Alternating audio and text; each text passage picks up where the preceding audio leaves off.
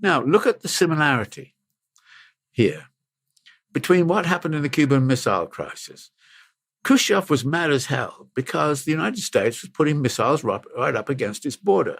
Putin is mad as hell because NATO is coming right up to his border.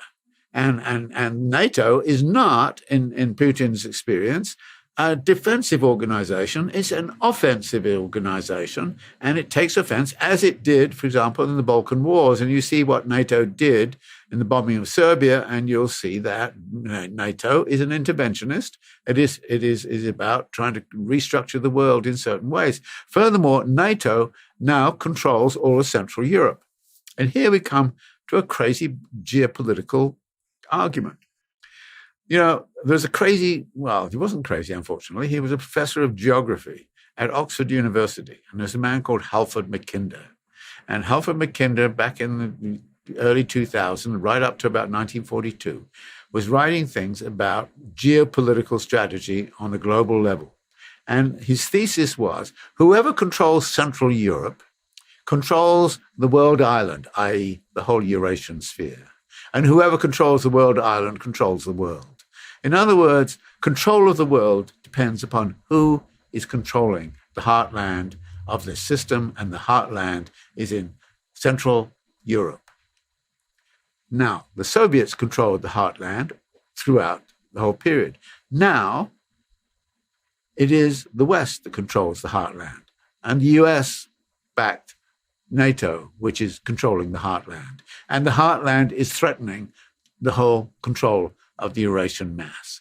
That is the way in which people think. That's the way in which, Lloyd Austin and the military folk think. This sort of stuff. Now, I actually held a professorship in Oxford, which was called the Halford Mackinder Professorship of Geography.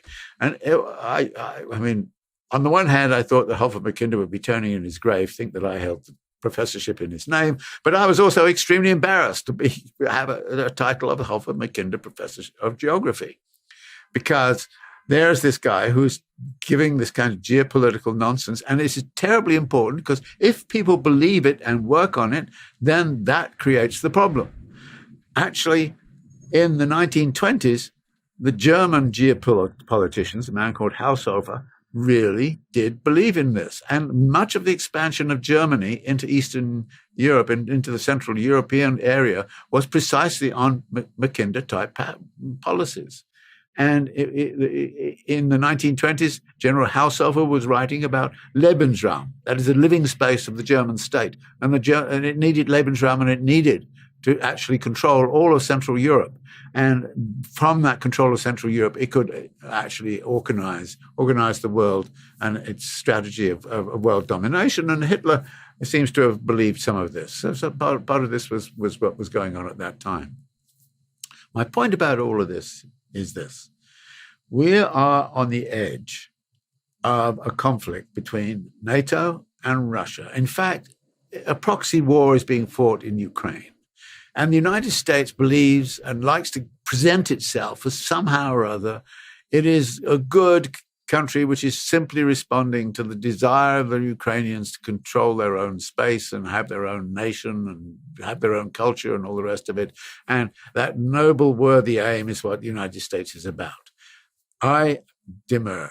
I think the United States is using the Ukraine, and is using the Ukraine for the nefarious reason of trying to degrade Russian military capacity to be able to actually, if you like, forward the kind of mission of Western domination of much of the rest of the world. Of course, now the situation is such that you're not only fooling with Russia and all of its missiles, but you're also fooling with China with its major military capacity. And you can see why China, and in China, they think geopolitically too, along the lines I've mentioned. China is actually moving geopolitically through its Belt and Road Initiative and all the rest of it to try to regain some sort of control of what Mackinder called the world island. This is where we are headed at. And the path dependency of this is making me very, very, very nervous. There is danger. and it's clear danger, and some compromise has to be come to, some sort of, point in which you fold rather than continue.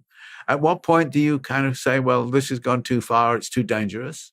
At what point are we going to actually recognize that Putin has actually a genuine, you may not like it, but he has a genuine reason to fear what NATO has been doing and what NATO has been about.